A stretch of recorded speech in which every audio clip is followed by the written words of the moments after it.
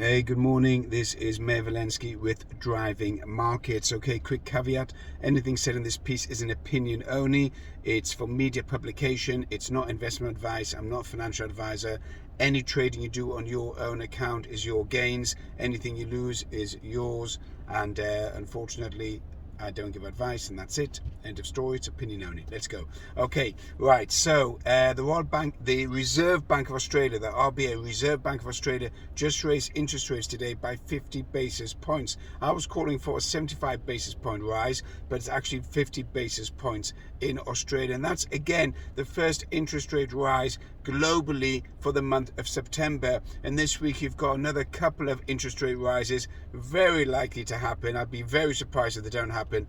One is in Canada tomorrow, the Bank of Canada, that'll probably raise interest rates. Also expected consensus opinion is 50 basis points. Again, I'm suspecting there's going to be a 75 basis point rise, but so far I was wrong based on the Reserve Bank of Australia decision, which happened a few minutes ago.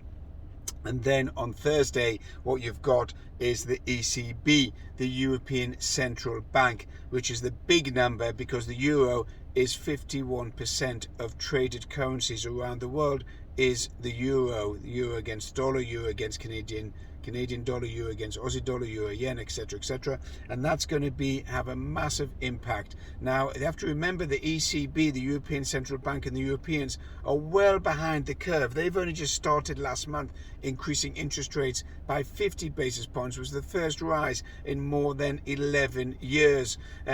So it's going to be a bit of a shocker, but you're probably going to expect 100 basis point rise, or could happen 100 basis point rise on Thursday from the ECB. They're so far behind, and inflation is rampant within the Eurozone. Let's just discuss the Eurozone in a little bit more detail. You've got Western Europe, which is dominated by Germany, which is in effect potentially or is going into recession and struggling itself.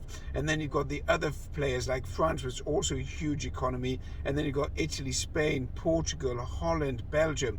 So that's Western Europe. Inflation there is running at anywhere between 6.5% officially of the last reading, up to about 9.5% in Western Europe. Remember, official inflation reading is a lie. It doesn't really cover all inflation. It just covers a basket of goods, and that basket of goods is quite limited. The real cost of living, the real inflation, is running about 18%. Now, if we drive over to Eastern Europe, Slovenia, Slovakia, Hungary, Lithuania, Latvia, you've got huge inflation there, running anywhere between 18% and 22% of the last reading.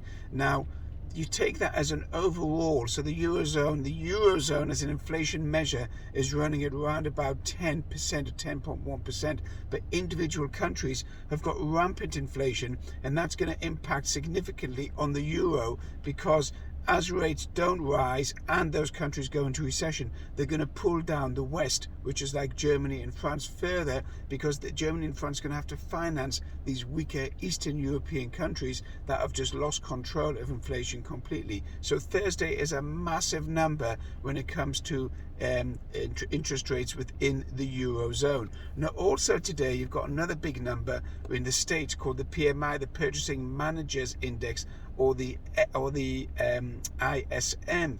That particular measure is a measure of 300 manufacturing companies, and it's a lead indicator as to where the US economy is going. So it's a high impact number, and it's going to have significant effect on financial markets. Anything above the number 50 shows that the market's expanding. Anything below 50 shows that the market or the economy is contracting. And the reading last month was 56.9. They're expecting 55. Anything lower than 55 will send the markets into reverse and push them further down, and put further fear into global markets and traders that we're going into recession. Now, that number comes out today at 12 o'clock UK time, which is no, sorry, excuse me, 3 o'clock UK time, excuse me on that one. So that's the ISM, or the PMI Purchasing Managers Index number, big one to watch, and that would be an indicator as to where the US economy is going.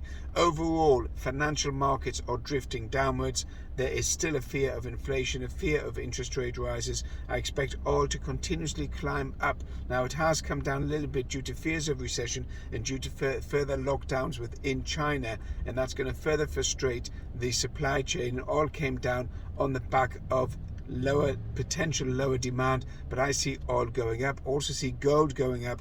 Gold has jumped up $11 overnight. I see it going back up to the $1,800 to $2,000 level in the medium term, not in the near term, so by the end of the year. As regards Bitcoin is struggling to hold on the 27,000 level and is likely to go down even further, okay, especially to the 18,000 level, pulling Ethereum down to the $1,000 level as well. That's more or less it. Let's keep an eye on interest rates in Canada and in Eurozone on Thursday, and let's see where the markets are going. Have a good day.